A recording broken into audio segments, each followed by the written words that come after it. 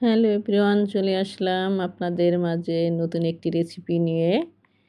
রেসিপিটা অনেক আগে করেছিলাম, তা হঠাৎ করে মনে পড়লো যে আজকে একটু মিষ্টি খেতে ইচ্ছা করছে, একটু মিষ্টি বানিয়ে।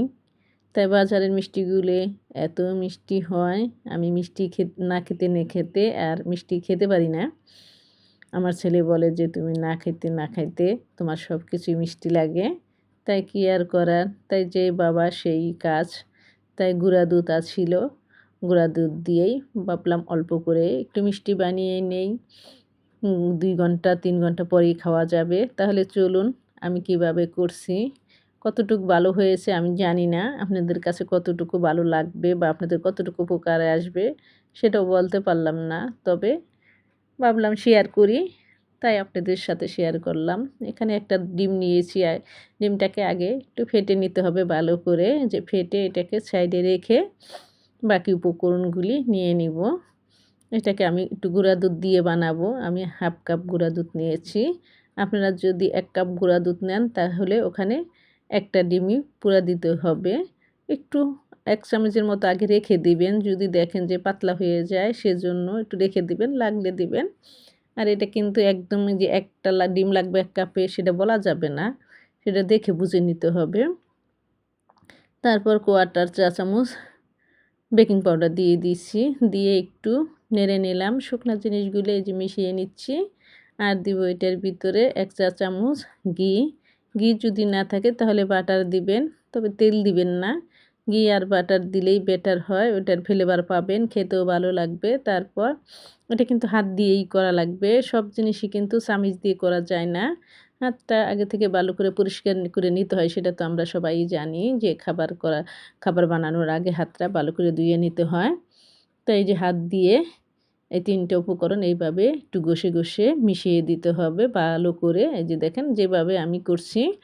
আর সব কিছু কিন্তু একটু দেখে বুঝে নিতে হবে, কারণ সব কিছু কিন্তু দেখে বোঝা যাবে না, আপনি দেখে শিখে নিতে হবে। আশা করি ভালো লাগবে। আর এই যে ডিমটা যে আমি ফেটে রেখেছিলাম সেখান থেকে 2 টেবিল চামচের মতো দিয়ে দিলাম, দিয়ে হাতে এইভাবে মেখে নিতে হবে, যে নরম একটা ডোর মতো। তবে আমরা যেভাবে আটার ডো করি সেভাবে না, আরও নরম হতে হবে। এটা কিন্তু রেখে দিলে একটু শক্ত হয়ে যাবে। ডেকে রেখে দিবেন 10 মিনিটের মতো, তখন কিন্তু এটা একটু শক্ত হয়ে যাবে। এই যে দেখতেই পাচ্ছেন আমি এভাবে এটাকে গড়ে নিলাম। তাই বানানো কিন্তু খুবই সহজ।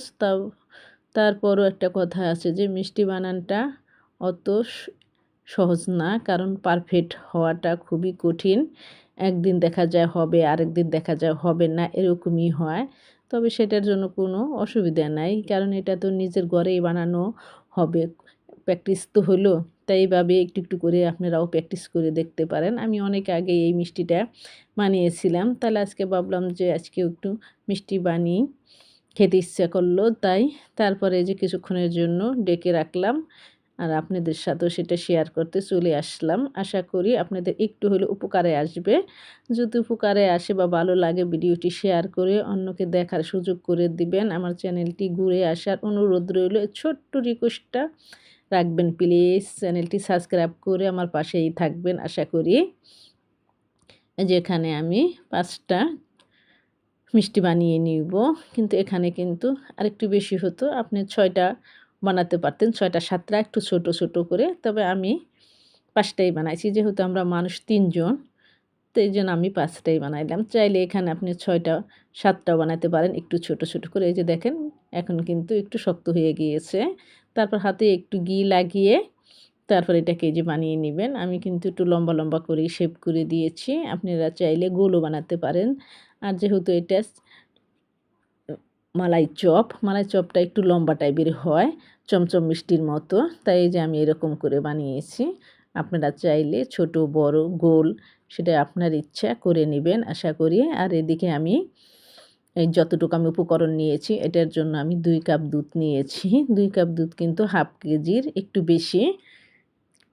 2 কাপ দুধ নিয়েছি। দুধটা কিন্তু আমি অলরেডি চুলায় দিয়ে রেখেছি।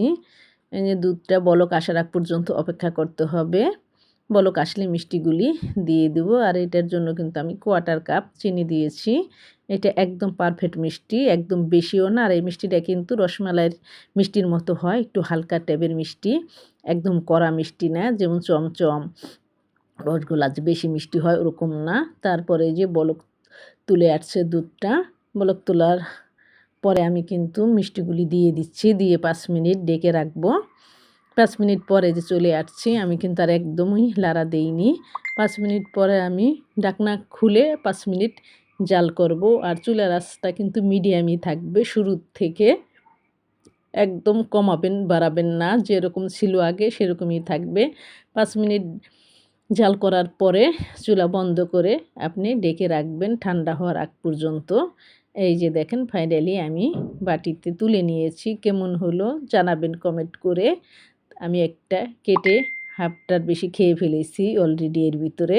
যেহেতু খেতে ইচ্ছা করছিল তাই কেটে খেয়ে ফেললাম। আপনাদের সাথে কেটে এই যে দেখাচ্ছি। দেখেন মিষ্টিটা কিন্তু এর ভিতরেই একদম সফট হয়ে গিয়েছে আর নরমও হয়ে গিয়েছে। তাহলে এত সহজভাবে যদি আমরা বাসায় বানিয়ে খেতে পারি, তাহলে কেন আমরা বাহিরে দেখাবো, তাই না? তাই হয়তো আজকে ভালো হলো না, আবার ভালো হবে। আল্লাহ